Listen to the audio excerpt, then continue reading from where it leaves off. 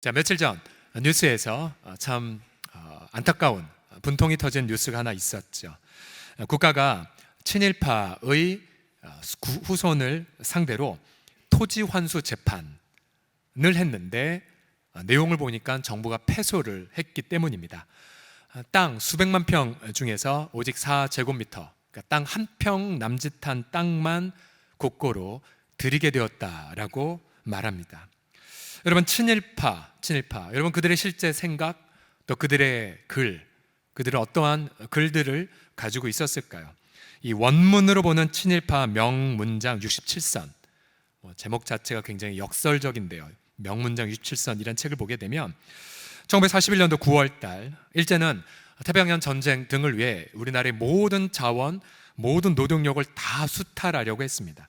그때에 이른바 모두가 노동을 해야 한다, 즉 계로 운동을 전개했습니다. 그때에 친일파 양주삼 씨는 1941년 10월달 신문에 기독교인과 일요일이라는 제목으로 장황한 문장을 발표합니다. 앞에는 성경 또 기독교 역사를 다 이제 인용한 다음에 결론이 이거예요. 뭐냐면요, 잘 들어보세요. 기독교도가 국민 계로 운동으로 인하여 주일에 예배를 못하고 노동하게 될지라도 그것은 그 사람의 신앙을 방해하는 것이 아니 될 뿐더러 그 일이 신앙에는 아무 관계가 없을 것이다. 여러분, 아멘 하시면 안 되는 거예요. 문장은 아주 큰 문제가 있는 거죠. 그러면서 지금 국제정세는 매일 심각해야 가며 황구는 신동아 건설과 세계의 신질서를 건설하기 위하여, 그 다음 자 보세요. 로마서에 사도 바울이 말씀하시기를 자기 국가를 위하여서는 지옥에 타락될지라도 사양치 않겠다고 하셨다. 국가가 있은 후에야 국민도 있고 신앙도 있게 될 것이다. 그런 거로 국민이 국가를 위해서 무엇이든 희생하기로 사양치 못할 것이다. 예. 여러분, 만약 우리가 일제시대에 살았다면 사실 이분은 우리 저 시내에 있는 어느 모교회 담임 목사님이셨거든요. 38년에 신사참배를 하시고 나서 성경과 또 수많은 본인의 지식을 가지고 일제가 우리나라를 노력하는 데에 부역했던 그러한 분이었죠. 제가 이것을 이용한 것은 지난 기독교 역사 2000년 동안 수많은 많은 거짓 교사들이 있어 왔기 때문입니다. 거짓 교사들의 특징을 오늘 베드로후서는 2절과 3절에서 2장에서 이렇게 밝힙니다. 여럿이 그들의 호색하는 것을 따르리니 이로 말미암아 진리의 도가 비방을 받을 것이요 그들이 탐심으로써 지어낸 말을 가지고 너희로 이득을 삼으니. 거짓 교사들은 거짓 진리를 설파했고요, 또 남을 속이는 교묘한 말을 남발했습니다. 그들은 탐욕을 쫓았고 방탕의 삶을 살았습니다. 그들 때문에 복음 전도의 문이 심각하게 훼손이 되어 왔습니다. 우리는 그동안 베드로후서를 통해서 우리가 미래에 실족하지 않으려면 바로 오늘 이 자리에서 예수님을 닮아가는 결단을 내려야 함을 배웠죠. 또한 지난주부터 예수님을 닮는 삶의 결정적 원동력에는 바로 성경 말씀이 있음을 나누었습니다.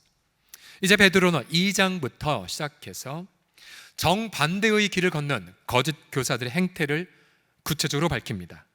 여러분, 이 2장의 거짓 교사들의 이 행태가 매우 중요한 이유는 만약 저와 여러분도 오늘 예수님을 닮은 선택을 하지 않는다면 바로 그들의 모습이 저희들의 모습일 수도 있기 때문이죠. 그래서 우리는 날마다 성경 말씀을 통하여 변화를 받는 경험을 매일마다 체험하셔야 됩니다. 오늘 지난주에 이어서 두 번째로 성경 말씀에 대해서 좀 더 구체적으로, 그렇다면 성경 말씀이 구체적으로 어떻게 우리들을 변화시켜 갈까요? 성경 말씀의 구체적 변화의 메커니즘을 함께 나누고자 합니다. 첫 번째로 성경은 자신의 죄를 버리게 함을 통해 예수님을 닮게 합니다. 같이 읽겠습니다. 성경을 시작. 성경은 자신의 죄를 버리게 합니다. 자, 20절을 보시게 되면 1장 20절 보시면 같이 읽어보죠. 시작. 먼저 알 것은 성경의 모든 예언은 사서로이 풀 것이 아니니라고 말합니다. 저는 원문을 따라 이 말을 번역하면 모든 성경은 사사로운 해석을 통해 나온 것이 아니다라고 말합니다. 여기서 이 사사로운이라는 히라보 단어는 이디오스라는 단어인데요, 자신의 혹은 자기에게 속한 이라는 뜻을 갖고 있습니다. 그런데 베드로서의 이 단어가 5번 정도 사용이 되었는데, 그 중에 한 4번 정도에 보면 자기에게서 나오는 게 무엇인지를 한번 보십시오. 가령 2장 16절 보면 자기의 불법, 그러니까 불법이 우리 자기 내면에서 나오고요.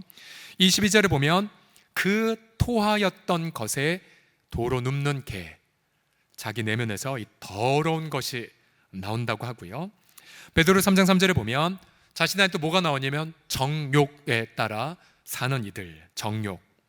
그리고 끝으로 베드로서 3장 16절에 보게 되면 스스로 멸망에 빠지는 자들이라는 부분이 나옵니다.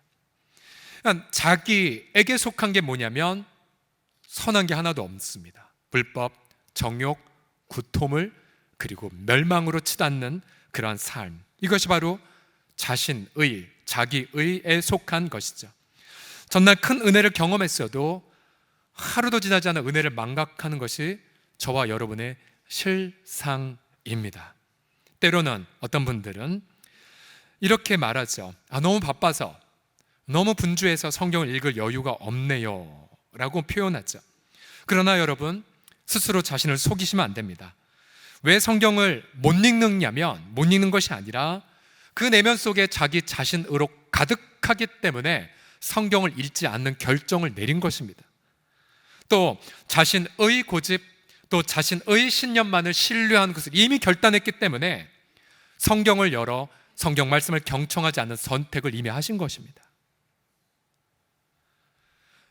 예수 믿는 성도들은 자신의 불법과 자신의 정욕에 따라 살면 빛의 속도로 마음의 평안을 잃어버립니다. 우리 안에 내주하신 성령께서 말씀하시죠. 너 왜 너의 신념, 왜 너의 정욕에 따라 살아갔냐라고 책망하시죠. 또한 부부관계에 다툼이 생기고 또 인간관계에 어려움을 겪죠. 자꾸만 사인이 와요, 주변에서.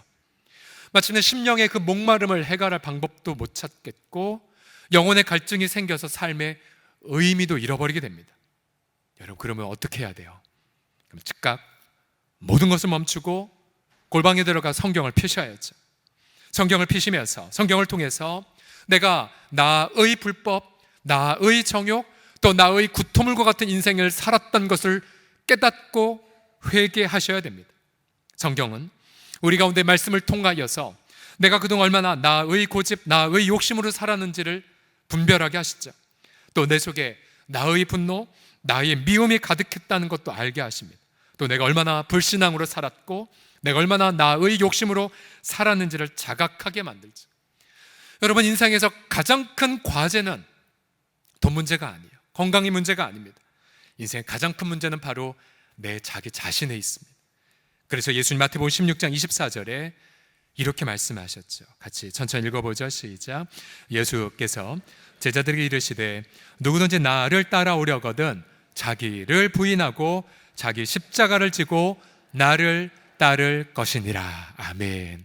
우리가 그토록 사모하는 예수님을 따라가기 위해선 우리는 날마다 자신을 부인하는 삶을 선택하셔야 합니다.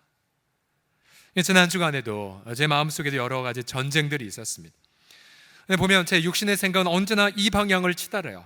나의 안위, 내 편한 것, 대접받고 싶은 것, 어떤 뭔가 정말 욕심, 이런 부분들이 끊임없이 치달으려 할 때에 그때마다 성경 말씀은 저에게 경고를 하시죠. 경찰아, 네 고집대로 살지 마라, 네 욕심대로 살지 마라 라고 성경이 끊임없이 경고를 합니다. 가령 여러 가지 쉴 새 없이 있는 그런 일정 속에서 마태복음 5장 41절 말씀, 이런 말씀이 있죠. 또 누구든지 너로 억지로 오리를 가게 하거든. 사실 우리가 바쁜 이유가 이런 억지로 끌려간 일정들이 있기 때문이지 않습니까? 그런 예수님이 이렇게 말씀하셔서 그 사람과 어떻게 해요? 심리를 동행하고. 자, 억지로 끌려가는 건 피할 수 없다고 하더라도, 그러나 그 피할 수 없는 상황 속에서 오히려 그 상황 속에서 내가 주님을 섬기고 내가 그 이웃에게 주의 이름으로 섬길 수 있는 기회로 삼으리라는 내가 결정할 수 있습니다. 계속 이 말씀이 울려 퍼졌어요. 그래서 주님, 이 상황에서 제가 그분을 섬기려면 어떻게 해야 됩니까? 제가 이 일정 속에서 하나님의 이름 앞에 영화롭게 하려면 어떻게 해야 됩니까? 라고 결단을 하자 분주한 일정 속에서도 계속 성령 충만을 유지할 수가 있었습니다. 또한 마태복음 5장 44절에 보면 나는 너희에게 이르노니 너희 원수를 사랑하고, 그 다음 같이 읽어보죠. 너희를 시작. 너희를 박해하는 자를 위하여 기도하라. 예. 여러분, 지난 한 주간 단 한 번도 미움을 경험해보지 않았다, 그러면 인간은 아무도 없으실 거예요. 그죠? 아무도 판단의 생각을 내린 적 없다 하는 분도 아무도 없을 거예요. 근데 이런 말씀을 우리가 듣게 되면 미움이 생길려다 하더라도, 주님은 너희를 박해하는 자를 위해 뭐 하라고요? 기도하라고 하셨지. 그러면 우리 내 속에 있는 나의 미움과 나의 판단 어떻게 해요? 부인하고 그 속에서 주님, 나를 미워하는 저분을 위해 열심히 기도하리이다 라고 기도를 결단할 수 있는 것입니다. 과거에 제가 한 목사님 사모님이 굉장히 중보기도를 열심히 하시는 사모님이 있었는데요. 근데 그분은 언제나 이 말씀에 근거해서, 예를 들어 속 썩이는 성도 있으면 더 기도해주고, 또 뭔가 힘들어하는 성도 있으면 더 중보기도 했다고 합니다. 그러면서 특별히 미워하거나 정말 힘든 분, 원수를 위해서 기도하라고 했으니까 열심히 기도했다고 하는데요. 어느 날 목사님이 임무를 마치고 집에 갔는데 그 사모님이 열심히 기도하는 소리가 들려왔다고 합니다. 들어보니 그 사모님의 기도 속에는, 하나님, 우리 남편 된 목사님을 불쌍히 여겨달라고, 우리 남편 목사님 불쌍히 여겨달 기도했다고 합니다. 너무 흐뭇해서 자기 나를 위해 기도했구나 라고 했을 때 사모님이 하셨던 말, 그래, 당신은 내 원수였기 때문에 기도했다 라는 말을 했다는 이야기를 들었습니다. 또한 신명기 등의 말씀에 따르면 하나님이 모세를 통해 이렇게 경고하시죠. 너 이스라엘 백성들은 반드시 타락할 거야. 그러나 두려워하지 마. 담대해. 그리고 오히려 주의 말씀 묵상하고 순종할 것을 모세가 여호수아를 통해서 말씀했죠. 이 말씀을 통해서 우리는, 그리고 저는 주변의 사람들의 그 반응에 일희일비하지 않을 수가 있었어요. 그리고 사람들이 우리에게 호의를 베풀든 아니면 사람들이 여러분을 괴롭히든 상관없이 담대함을 선택하고 우린 그 가운데 주님을 섬기는 결정을 내릴 수가 있거든요. 여러분, 만약 우리 가운데 성경에 말씀이 없다면 우리는 무수하게 많은 죄악들을 저질렀을 것입니다. 그리고 죄를 저질러도 깨닫지 못했을 것이, 우리는 성경 말씀을 읽기 때문에 자신을 부인할 수 있는 삶을 선택할 수가 있습니다. 말씀이 채워짐을 통해서 자신의 불법과 정욕을 물리칠 수가 있죠. 그래서 이 자리에 계신 우리 모든 성경을 사랑하는, 우리 모든 사랑하는 지체들께서도 날마다 성경을 통해 자신을 부인해서 주님을 따라가는 기쁨을, 열매를 경험하시기를 예수님의 이름으로 축복합니다. 자, 앞사람 보며 이렇게 다짐하겠습니다. 성경을 통해 저를 부인하겠습니다. 시작. 성경을 통해 저를 부인하겠습니다. 두 번째로, 성경 말씀이 어떻게 우리를 구체적으로 변화시켜 가냐면요, 성경은 하나님의 뜻을 분별하게 하심을 통해 우리를 변화시켜 갑니다. 성경은 하나님의 뜻을 분별하게 하죠. 21절을 보시면 성경 말씀, 즉 예언은 언제든지 사람의 뜻으로 낸 것이 아니라, 그 다음 오직 성령의 감동하심을 받은 사람들이 누구에게 받은 거예요?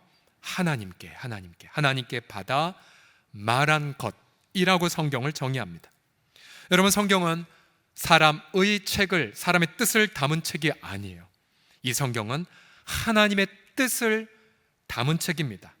그래서 만약 내가 내 인간적 욕망을 이루기 위해 성경을 피는 순간 성경은 스스로 닫혀지게 됩니다.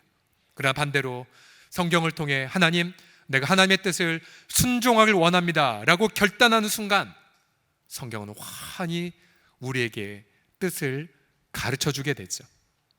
우리 설교자들은 언제나 이러한 것을 교훈받습니다. 우리 선배들은 늘 언제나 이걸 가르쳤죠. 뭐냐면, 설교거리 찾기 위해 성경 읽지 마. 그럼 성경은 닫혀지게 돼요. 그러나 반대로 에스라처럼, 하나님, 제가 들어야 될 주의 음성이 무엇입니까? 혹은 하나님, 우리 교회 공동체가 들어야 할 성령의 음성은 무엇입니까? 를 질문하게 되면 성경은 열려지게 돼요. 예수님은 요한복음 7장 17절에서 하나님의 뜻을 분별하는 것에 대한 대원칙을 이렇게 말씀하세요. 같이 읽어보겠습니다. 시작. 사람이 하나님의 뜻을 행하려 하면 이 교훈이 하나님께로부터 왔는지 내가 스스로 말함인지 알리라. 자, 가장 중요한 순서를 주님이 뭐라고 말씀하셨습니까? 먼저 너희가 하나님의 뜻을 행하기로 결단해라. 행하기로 결단하면 그제서야 이것이 하나님의 뜻인지 아니면 내가 생각한 건지를 알게 된다고 말합니다. 그러나 우리는 정반대로 하나님 앞에 기도하죠. 주님, 하나님의 뜻을 가르쳐 주시면 제가 순종할게요. 그래서 뭔가를 알아야지만 그렇게 내가 순종할 것이라고 압니다. 성경은 그렇지 않습니다. 언제나 순서가 먼저 순종할 것을 결단하는 것이고 그 순종의 발걸음을 내딛게 되면 그제서야 비로소 하나님의 뜻을 알게 되죠. 마치 구약의 여호수아 그 공동체가 요단강이 아직 창일했을 때, 요단강이 물이 가득했을 때에 어떻게 했습니까? 하나님, 요단강 갈라지면 건널게요 라고 기도했습니까? 아니면 믿음으로 요단강이 발을 내디드니까 요단강이 갈라졌습니까? 여호수아서를 보게 되면 제사장의 발이 그 차디찬 요단강 물에 발을 내뎌서 첫 발걸음이 물속에 들어가는 그 순간 요단강 발이 뚝 끊어지고 마른 땅이 되어 백성들은 가야 할 길을 알게 되었습니다. 알게 되었어요. 그러기에 우리는 성경에 계시된 이 뜻을 내 인생 속에서 체험하기 위하여 매일마다 주님 앞에 나아가 이 두 가지를 고백하셔야 돼요. 하나는 주님, 내가 주의 십자가 앞에 나아갑니다. 내가 내 자신을 부인하겠나이다. 그러면서 내 것을 내려놓는 기도. 또 한 가지는 하나님, 내가 주의 말씀 앞에서 내가 순종해야 될 것, 내가 주의 음성을 청종하고 듣겠사오니 주님 내게 가르쳐 주시옵소서. 여러분, 이 기도 날마다 부인과 청종하려는 그런 고백을 날마다 하셔야 됩니다. 우리가 이번에 13명의 우리 블레싱 연애주 팀이 잘 사역을 하고 있는데요, 가정주부도 있고 또 퇴직자들도 있습니다. 근데 대부분의 공통적 기도 제목이 하나 있어요. 그게 뭐냐면 하나님, 내 인생의 후반전을 향한 하나님의 뜻을 체험하게 되는 기도를 가꾸고 있어요. 퇴직자도 계시고 또 구직자도 계시고 또 바쁜 일정 뒤로 한 채 가신 분도 있지만 공통적 고백이 이것이었습니다. 아직 인생의 후반전을 다 알지 못해도 그러나 이분들은 성령의 감동을 받고는 연애주 선교를 통해 그러면 예배의 자리 먼저 나아가겠습니다, 또 하나 먼저 전도의 자리, 사랑의 자리 먼저 선택하는 결단을 내리셨던 거예요. 8월 달에 좀 더 자세히 얘기할 기회가 있겠지만 그 중에 한 부분은 자신의 개인의 이불과 전기밥솥과 밥그릇을 팀의 공용짐에 함께 보냈습니다. 왜냐하면 하반기에 그 연애주에 들어가 언어를 배우며 살기로 이미 결단한 부부가 있거든요. 그 부부는 그곳에 가서 선교사님과 함께 살면서 그들의 사랑방이 되고 또한 중보기도의 삶을 살아가기로 결단을 이미 하셨어요. 특별히 그 부부 가운데 남자분은 사업을 정리하면서 지난 30년간 하나님께서 일터를 통해 자녀들과 가정의 모든 필요를 채워주셨고 이제 자연스럽게 일을, 사업을 정리하면서 자연스럽게 앞으로의 인생도 하나님께 내어 맡기게 됐습니다라는 고백을 들려주셨어요. 이 사람은 성령의 감동을 받은 사람들은 하나님의 뜻을 위하여 먼저 요단강에 발을 내딛는 결단을 하시는 분들이세요. 우리는 요즘 이사야서 말씀을 묵상하면서 이러한 말씀 앞에 우리의 가슴이 떨리는 것을 경험하지요. 이사야서 43장 19절인데요, 다 같이 읽어보겠습니다. 시작. 보라, 내가 새 일을 행하리니 이제 나타낼 것이라. 너희가 그것을 알지 못하겠느냐? 반드시 내가 광야의 길을, 사막의 강을 내리라. 아멘. 여러분, 하나님은 날마다 우리에게 이런 성경 말씀을 통하여 끊임없이 이렇게 말씀하세요. 내가 지금 내 인생에서 새 일을 행할 거야. 근데 그 새 일은 너가 과거에 몰랐던 일이야. 내가 광야 같은 인생이라 할지라도 광야의 길을 낼 것이고 사막에서도 강을 낼 수 있어 라고 끊임없이 말씀하고 계세요. 그럼 우리는 날마다 성경 말씀을 열면서 우리 인생을 향한 하나님의 기가 막힌 뜻을 분별하게 되죠. 여러분, 이 하나님 말씀 속에 보게 되면 우리 가운데 이루어지기를 원하는 보석처럼 빛나는 말씀들이 얼마나 많은지 몰라. 얼마나 많은지. 가령 지난주에 나눴던 해리홀트 씨가 동방에서 내 자손 오게 하리라, 이들이 영광의 찬송이 되는 말씀을 받고 20만 명 넘는 부모를 잃은 자녀들에게 부모를 만나게 해주었잖아요. 마찬가지예요, 여러분. 가령 이사야서 말씀에 내가 네 자손들이 열방의 재물을 얻으리라라는 말씀, 또 열방이 너에게 나타난 하나님의 영광을 보고 돌아오게 될 거란 말씀, 약한 자라도 강국을 이루고 작은 자로 1,000명을 이루겠다는 그 말씀, 주님 말씀이 다 여기 숨어 있어요. 그리고 말씀하세요. 누가 이 놀라운 새의 일을 자신의 인생 속에서 경험하려느냐라고. 저는 여러분들 이렇게 축복하길 원합니다. 여러분 가운데 이 성경에 있는 이 기가 막힌 약속의 말씀들을 날마다 누리시고요, 여러분의 인생 전체가 이 성경에 있는 보석 같은 약속의 말씀을 경험하고 체험하는 그런 귀한 하나님의 사람들이 다 되시기를 예수님의 이름으로 축복합니다. 예수님의 이름으로 축복합니다. 우리 앞사람 보면서 이렇게 고백하겠습니다. 성경을 이래도 읽지 않으면 전 인간이 아닙니다 라고요. 시작. 성경을 이래도 읽지 않으면 전 인간이 아닙니다.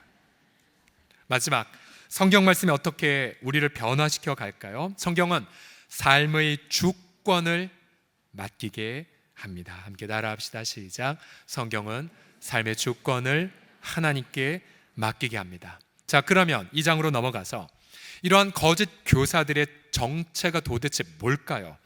1절을 다시 보시면요, 그러나 구약의 백성들 가운데 거짓 선지자들이 일어났었다.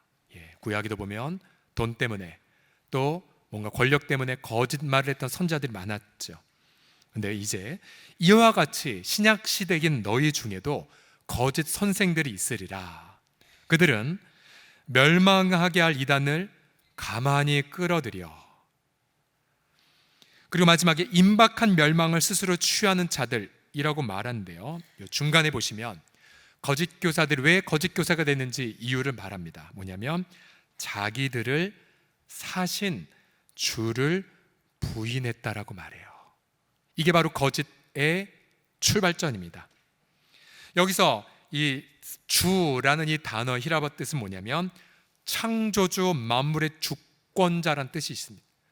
이들 만물의 주권자를 부정했는데, 어떻게 부정했냐면 자신들을 사신 주님의 행동을 부정함으로. 여기서 이 사다란 단어는 뭐냐면요, 시장에서 노예를 해방시킬 때 사용된 겁니다. 여러분 이런 상상을 해보세요. 어느 날 사랑만 한 주인이 시장에 산 노예를 보고 긍휼히 여깁니다. 그리고 그 노예 본인이 자유와 꿈을 잃어버렸고 채찍과 학대를 받고 있었죠. 주인은 그를 불쌍히 여깁니다. 그러나 주인은 가난했어요. 그래서 집에 돌아가서 자신의 재산을 다 팔아서 그 노예를 삽니다. 그 노예의 수갑을 풀어주고 그 노예를 자신의 자녀로 삼고 자신의 상속자로 삼습니다. 이것이 바로 사다라는 단어 속에 있는 그림이에요. 우리도 죄와 사망의 노예였습니다. 그러나 우리 주님 우리를 보고 긍휼히 여기셨죠. 그리고 그의 무궁한 사랑으로 우리를 풀어주기로 결단하셨습니다. 그러나 생명은 오직 생명으로만 자유하게 할 수 있죠. 그래서 주님은 다른 것을 판 것이 아니라 자신의 고귀한 생명을 십자가에서 내려놓으신 것입니다. 그래서 자신의 그 생명의 대가로 저와 여러분들을 사셨어요. 이 단어를 한자말로 구속하다라고 표현합니다. 구속하다. 요한계시록 5장 9절에 보면 이 구속의 은혜를 감격해서 체험한 이들이 이렇게 찬미하죠. 같이 크게 읽겠습니다. 시작. 일찍이 죽임을 당하사 각 족속과 방언과 백성과 나라 가운데에서 사람들을 피로 사서 하나님께 드리시고 그들로 우리 하나님 앞에서 나라와 제사장들을 삼으셨으니. 아멘, 아멘. 우리는 예수님의 자신의 피로 사셔서 우리를 하나님 앞에 바치셨어요. 그리고 하나님은 우리를 나라와 제사장으로 삼아주셨습니다. 그래서 우리는 우리 자신의 것이 절대 아니에요. 내 인생은 내게 절대 아닙니다. 내 자녀도 결코 내 소유물이 아니에요. 내 남은 인생도 결코 내 것이 아닙니다. 과거에 있어 내 고난, 내가 겪은 재앙 내게 아니에요. 모두가 다 예수 그리스도의 피로 값주고 하나님이 사신 하나님의 주권에 맡겨드릴 영역이죠. 고린도전서 6장 19절 이렇게 명령합니다. 너희 몸은 너희가 하나님께로부터 받은 바 너희 가운데 계신 성령의 전인 줄 알지 못하느냐? 너희는 너희 자신의 것이 아니라 값으로 어떻게 했어요? 산 것이 되었어요. 예수님의 생명으로 우리를 사셨어요. 그런즉 너희 몸으로 하나님께 영광을 돌리라고 말합니다. 우리가 예수님의 핏값으로 구속을 받았기에 우리는 우리 인생의 모든 것을 날마다 그리고 기쁨으로 하나님 앞에 내어 맡겨야 합니다. 내어 맡겨야 해요.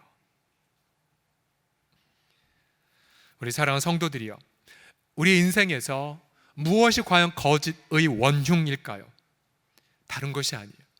우리가 예수님의 피로 구속받았는데 그 구속받은 사실을 인정하지 않는 것이 바로 거짓의 시작입니다. 거짓 교사들은 이 구속의 사실을 부정했죠. 구속의 배후에 있는 긍휼과 사랑을 부정했습니다. 죄와 사망에서 자기를 구속하신 주님을 인정하지 않았죠. 그들은 만물의 주권자 앞에 모든 걸 내어 맡기기보단 자신의 인생의 주인은 자신의 이름이고 자신의 그런 이름을 드높이는 것을 인생의 목표로 삼았습니다. 여러분, 그러나 거짓 교사들의 내면엔 거짓된 본성, 우리 내면에도 여전히 도사리고 있지요. 그래서 날마다 하나님 앞에 십자가 앞에 나아가 고백하셔야 됩니다. 주님, 우리 인생 속에 저도 내 인생의 주인이 내 거다라고 하는 의식 조금도 틈타지 말게 하여 달라라고, 하나님 거짓의 어두움이 조금도 우리 영혼의 양심에 묻지 말게 해달라고 매달리시며 부르짖으시며 그리고 마음을 찢으셔야 합니다. 다시 한번 고린도전서의 말씀을 들어보십시오. 6장 20절 다 같이 읽어보겠습니다. 시작. 너희는 너희 자신의 것이 아니라 값으로 산 것이 되었으니 그런즉 너희 몸으로 하나님께 영광을 돌리라. 아멘, 아멘.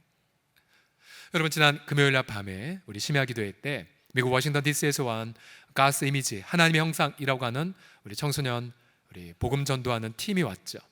여러분, 이 자리에서 이 아이들이 한때는 게임 중독, 또 한때는 고기도 들지 않고 모자를 푹 눌러 쓰는 사람들, 또 한때는 가족의 아픔 때문에 마음이 상한 아이들이 있었지만 이들이 학교를 다니면서 매주 토요일마다 3시간씩 훈련을 받으면서 성경에 대한 훈련, 또 이성에 대한 그런 부분들 여러 가지 훈련을 받으면서 몸으로 하나님의 이름을 영화롭게 하는 이런 춤을 추었습니다.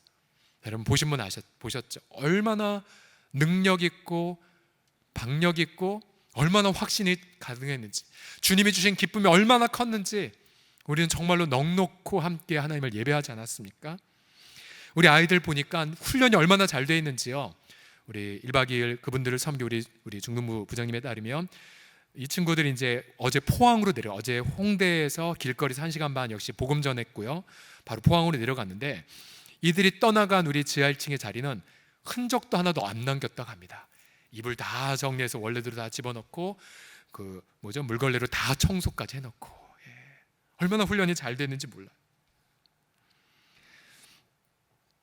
데살로니가전서 5장 10절에도 보면요, 예수께서 우리를 위하여 죽으사 우리로 하여금 깨어 있든지 자든지 어떻게 해요? 자기와 함께 살게 하려 하셨느니라고 말씀하고 계세요. 여러분, 삶의 주권을 맡기는 분은 이 고백을 하실 수가 있어요. 그게 뭐냐면, 비록 오늘 하루가 2월 30일이 내 인생의 마지막 날이라 할지라도 하나님, 오늘 하루 내 인생을 주 앞에 내어 맡깁니다라고 고백할 수 있으셔야 돼요.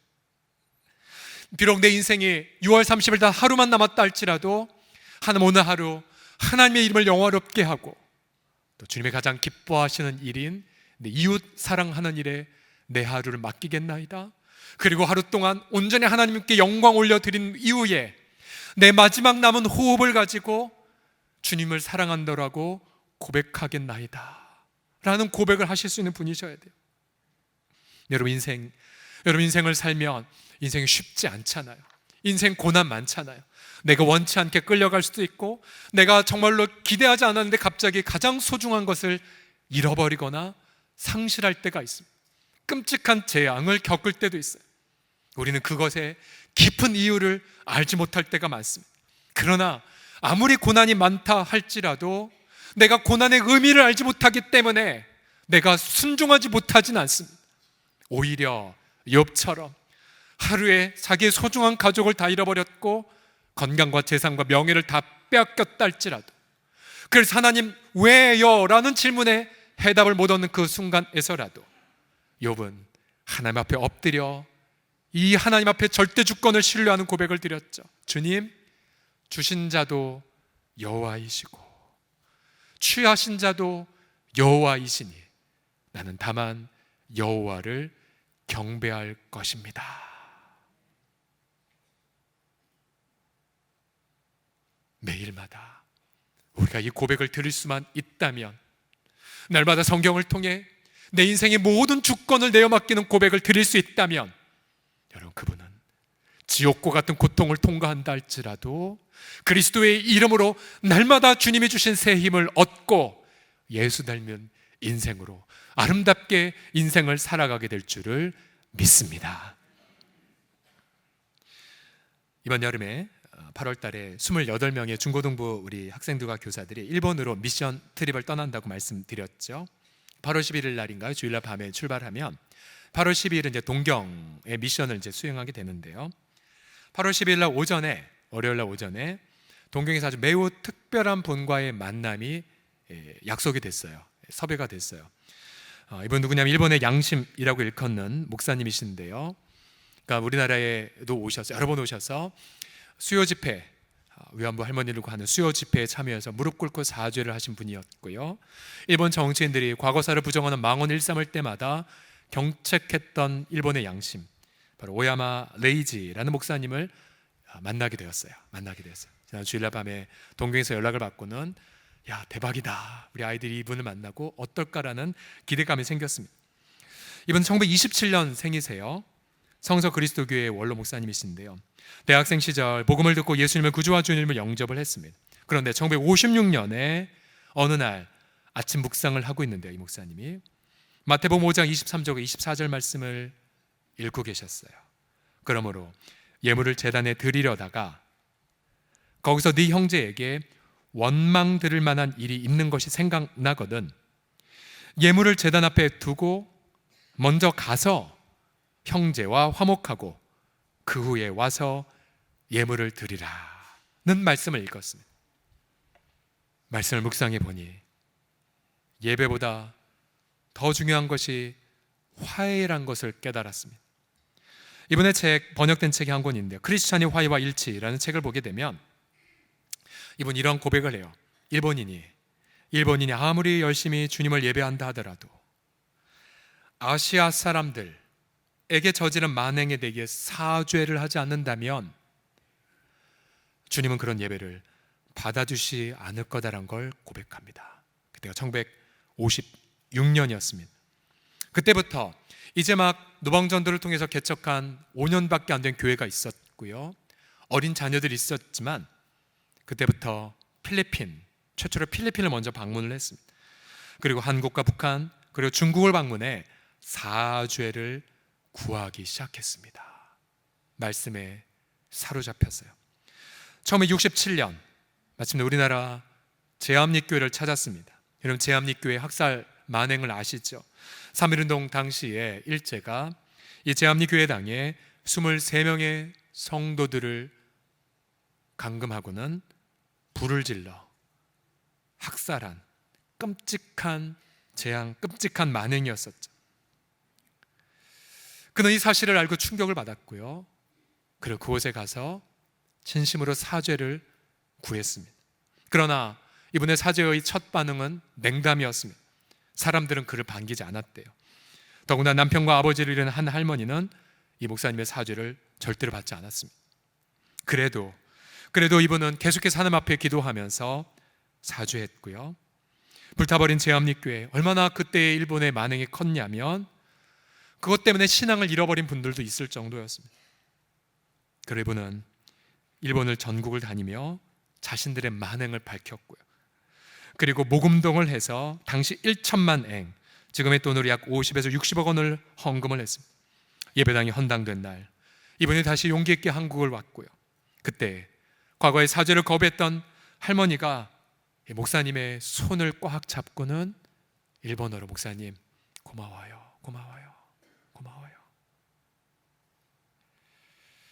올해 3.1운동 100주년 기념 예배 때에도 92세의 몸으로 한국에 오셨어요. 그리고는 예배당 앞에서 이렇게 무릎을 꿇고 고백을 했습니다. 일본의 과거 침탈을 깊이 사죄합니다.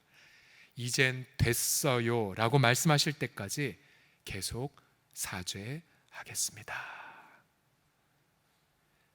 56년도에 그 젊은 시절 읽었던 그 말씀, 마태복음 5장 23절과 24절의 그 말씀 앞에 그는 자신의 일본 민족 전체의 과거에 대한 잘못된 태도를 부인했고, 그리고 그 말씀 앞에 하나님의 뜻을 분별하며 자신의 인생의 주권을 지난 60여 년 이상 내어 맡겼죠. 여러분, 현대인들은 진리와 거짓 사이에서 방황하고 있습니다.